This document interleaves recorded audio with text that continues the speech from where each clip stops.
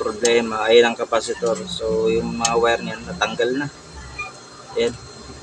Kalasa na yung mga wire nito. Kaya hindi talaga under yan. Kasi may mga ano yun. Yan. Ayusin natin. Yung pagkasamay mo ito. So ayan na pa yun. Yellow sa yellow, red sa red.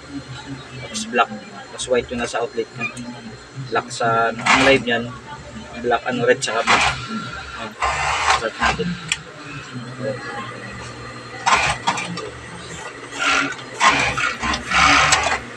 So ayun po lang. Problema ay ang kapasitor. So yung mga wire niyan natanggal na. Yan. Kalasa na yung mga wire nito. Kaya hindi talaga under yan. Kasi may mga ano yun. Yan. Ayusin natin.